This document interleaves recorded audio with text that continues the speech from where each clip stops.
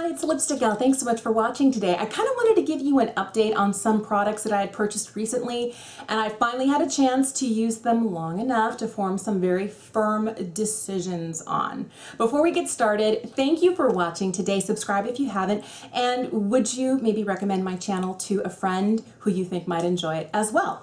All right, so I'm just going to start with these guys here. These are the Juno & Co. sponges. Their original sponge is this little blue guy here. Then they came out with this one called their Rosé. And just like the original one, it does have kind of like this slightly slanted face right here. This one is a lot softer than this one. I picked up the original. I still have yet to try it. I saw an article somewhere where somebody used this sponge to reapply regular liquid sunscreen over their foundation without disturbing it too much. They said their base was great. They had to put on a little bit more blush and highlight afterwards. I'm like, for reapplication, I'm willing to do that. So I haven't used this for that purpose yet. I've only used it for makeup. It's a little firm for my taste. I do like how this one here is softer. I do like that it has this angled edge, but I don't know that I love it as much as my Beauty Blender. And I'm trying to find a less expensive alternative. Do I like it enough to keep using it? Yes. I'm not sure yet whether I would go and buy this sponge over like maybe the Real Techniques. But this one is really nice. I do like how soft it is. I find they're kind of hard to wash, these microfiber ones. All right, the other one that I purchased was this one here. This is their Lemon Drop. So it has the flat bottom like the other two microfiber sponges do. They have flat bottoms. But this one is very Beauty Blender-like, and then it comes up kind of like a little teardrop. This is the Lemon Drop. Maybe you'll be able to see it. I have washed this for like 8 minutes straight, and I could not get all of the foundation out of it. There's like a little spot here. There's some right up in like right here. And I'm just kind of like, really? This is the same amount of softness as this. I like how these feel. I do like having the flat edge for this, but I do like having that point as well. I think that my concern is because this one is so hard to get completely free of makeup, and I know since it's lighter, it's easier to see that. I wonder how much makeup is hiding in here. It doesn't feel like there's anything, but the one thing I will say for these microfiber sponges, they wash really well, and even though I have longer nails, I have not gouged these yet. And I wash them every day that I use them, and they're fairly resilient. I think they wash really well. The last one I got from Juno & Co. is this one. It's called the Cloud. It has two of these little angled sides here. This one is not microfiber. This feels very much like if the Beauty Blender and the Real Techniques sponge had a baby. So it's soft like the Real Techniques, almost kind of weird and squishy, very marshmallow-like, but it has just a little bit more bounce and form to it, because I feel like the Real Techniques is just a hair softer than the Beauty Blender. It's not quite as firm, but the Beauty Blender isn't firm, hard like this one is. So I feel like this is, out of all of these sponges, this one is my favorite for application, but I think I've already gouged it, like a small little gouge with my nails and wringing it out. So this one's not going to be as long-lived as these guys. So if you're looking for, you know, more applications without having to replace, just washing and reusing, washing and reusing, these guys are sturdier, but I do like the feel of their Cloud the best. I picked up some stuff from Juvia's Place, and I'm only wearing the concealer today. This is the I Am Magic in the shade 23. I also got their foundation. I have the foundation in shade Bali 720. Here's the one thing that I really wish they had done. When they launch a new foundation, new concealer, any sort of base product where you can't actually go in store and swatch because they launched online first, I wish they would have a, if you wear this in this popular, you know, foundation formula, this would be your shade in our range. And they did that after the fact. It had been like a week and a half. And then also like maybe 2 weeks after they launched their foundation concealers, they came out with a list of, if you wear this shade in the foundations, here's your corresponding shade in the concealer. Oh, had I known. So the Bali 720 is my perfect color for my face. I have the shade 23. It's one shade too light. So today, all I'm wearing is 23 on my face. I have it underneath my eyes, corners of my nose, my hyperpigmentation spot, and just a couple other places, and I blended it out with a sponge, and it worked really well. I do feel like if it was shade 22, just a hair darker, it would look more natural because I feel like this is much lighter than this is. But this foundation is the perfect match for the rest of my body. I really love this. Now, what surprises me is that this is a velvety matte foundation, and I saw the velvet and then I saw the matte, and I thought about all of those foundations that are described with a velvet-like finish that tend to be really drying and super matte. This one is beautiful. I have not been wearing it a lot recently because as the weather's warming up, I'm really not wearing foundation. I am, if anything, like just a little bit of concealer here, some mascara, brows, and lipstick with a little bit of blush. Today I have on quite a bit more, but this works beautifully. So if I'm going out in the evenings and I'm not worried about the heat, this wears really, really, really well.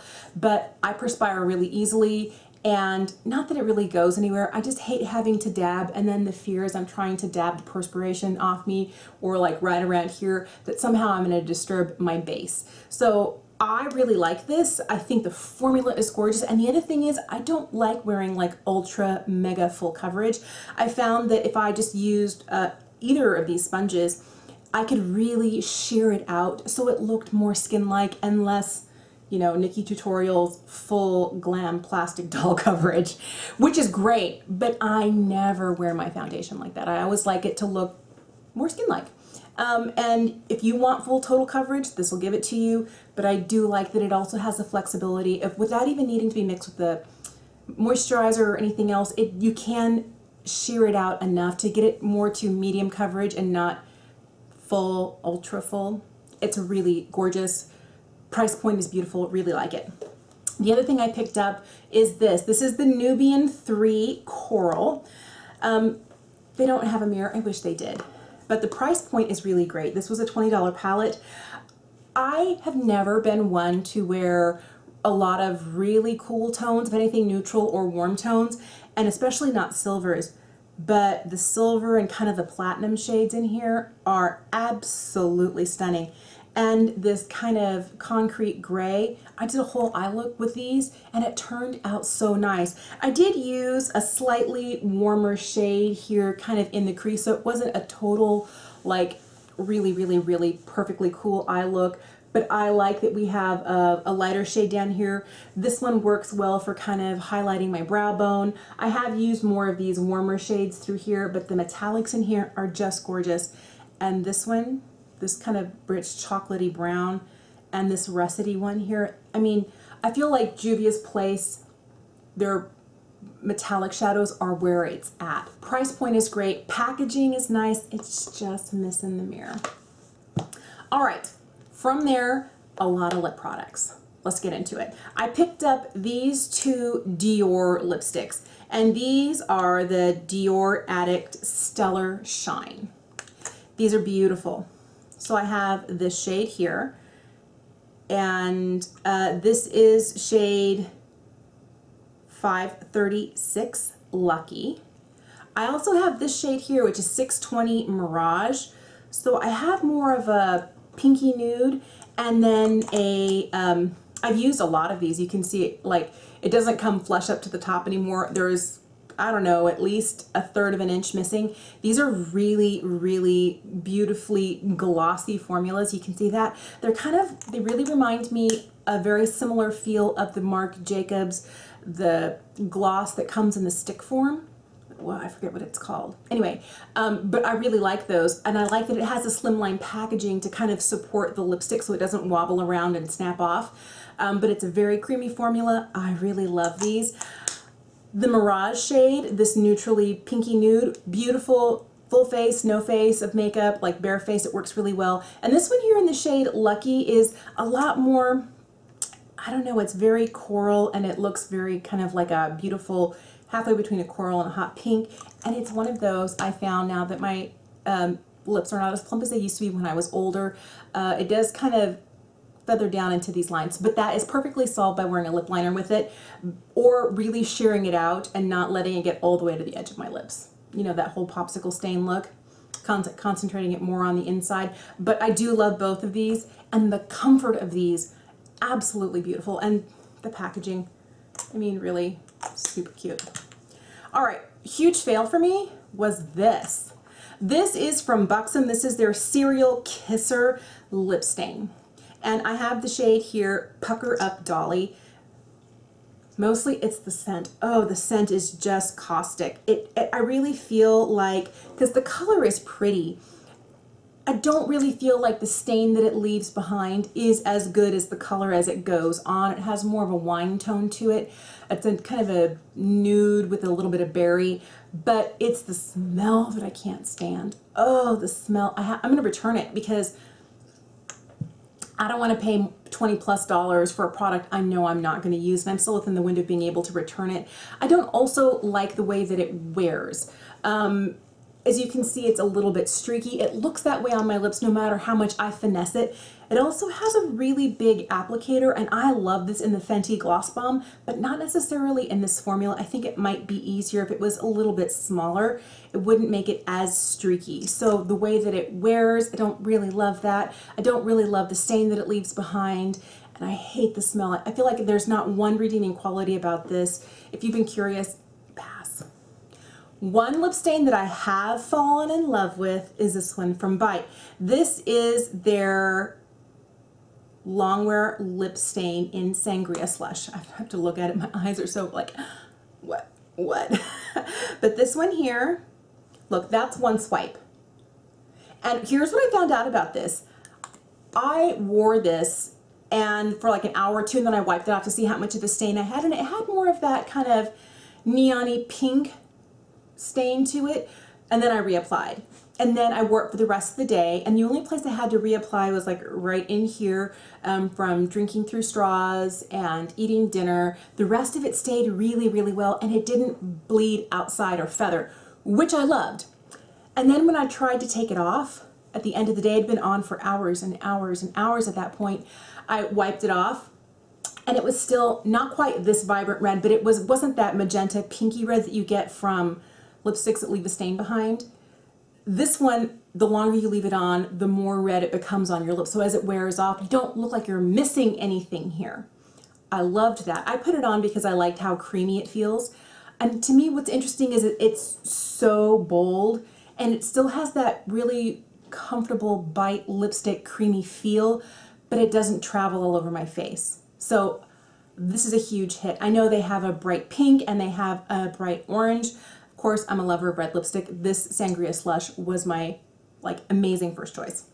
I picked up this. This is one of the Sephora Melting Lip Clicks in the shade Caramel, or how do you say it? I say caramel really, but every now and again I get psyched out of my mind and I say caramel. I don't know if there's a right way, but it's this right here. Super comfortable, and on my lips, because I do have a little pigment to my lips, it almost looks like a sheer gloss or a hint of like my lips but better. It's not really bold. I want to try some of the other colors.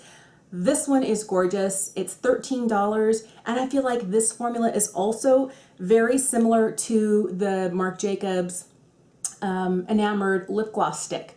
I feel like this is a little bit closer to the lip gloss stick from Marc Jacobs than the Dior ones are, but they have that really creamy, glossy look and really comfortable feel on your lips.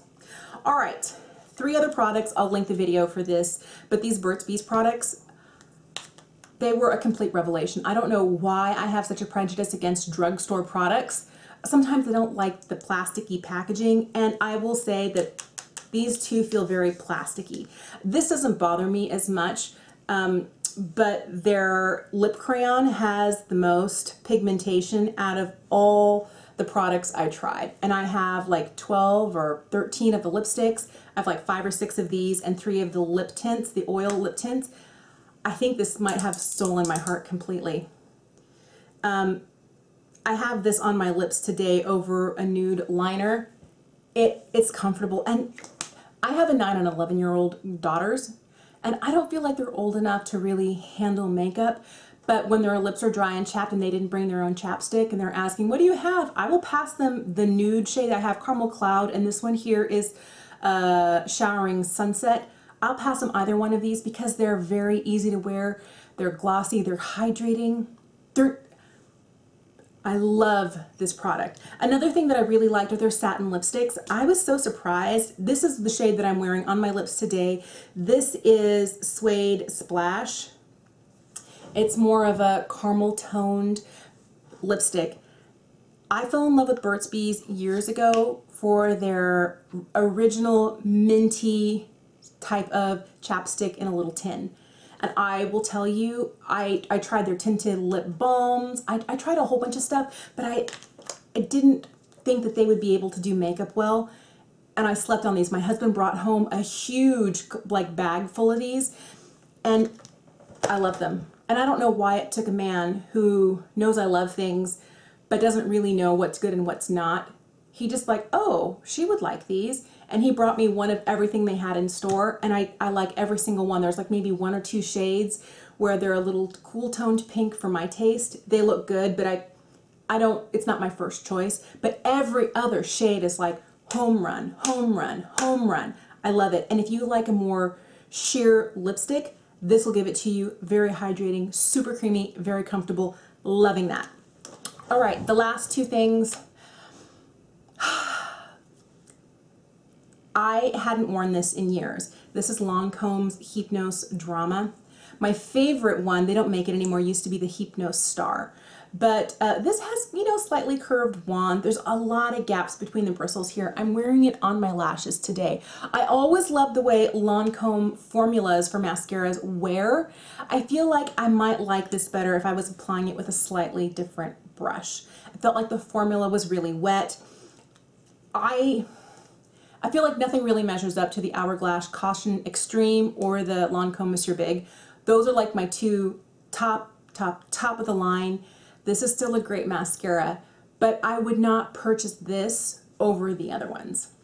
I'd had it in my mascara little jar over here, and I hadn't tried it, and I'm like, I better use it before it's, you know, been around for too long. It's a great formula, but I feel like there are other mascaras out there that are better. I feel like I'm giving it a bad report. It's kind of like a B+ mascara, but when you're talking luxury prices for mascaras, I don't want a B+, I want an A+. All right, the last thing I have here is this. I have been looking for products for brows that have this really fine micro, like felt, it's not even felt tip, I think this is a brush tip where you could draw these really fine little hair like strokes, and it's hard to do with my non-dominant hand. But I tried the brow blade from Urban Decay.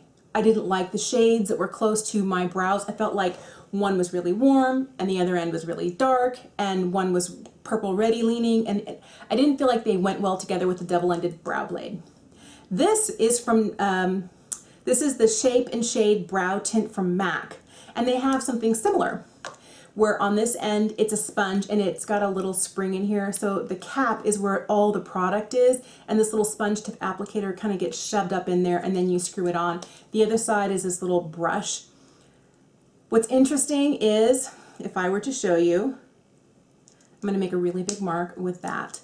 I feel like there's such a disparaging difference in color. So this is the sponge tip side here, which is really dark and really ashy. And then this is that fine tipped.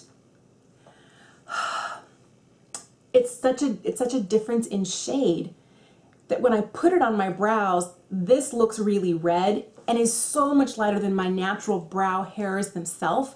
So this brush works really well to draw those brow hairs on. I mean, I can just like make the best ones, but they're too light. Whereas the other end is way darker than my brows, and it's also kind of like a creamy, I don't know, it brushes out really well with the spoolie, but there's no spoolie on this, so I have to find my own spoolie. Apply the cream, brush it through, and then use the, so it works. I don't like the color of this part of it, and this is in the shade Spiked, and I used to wear a NYX pencil in Spiked forever, and I was hoping that this end would be just a hair darker. I have it in my brows today, both sides of it. It's okay, it's not my favorite. I'll finish it up, but I wouldn't buy another one of these. I think I may just have to go back to either powders or, I don't know, maybe there's not the right shade of this that I'm looking for. I don't know, I want to try the Glossier one. I know there have to be. If you have a brow product like this, it's like a little marker to draw in fine little hairs that you like, would you let me know in the comments down below? Okay, so that's everything. I did a whole nother one of these and it was all the ColourPop stuff that I tried recently. I will link that for you in the box down below. But thank you for watching today. Let me know if you've tried products recently and you were really excited about them, and did they turn out good, or were they kind of like, not for me? Because these guys are the two that I was like, not so much.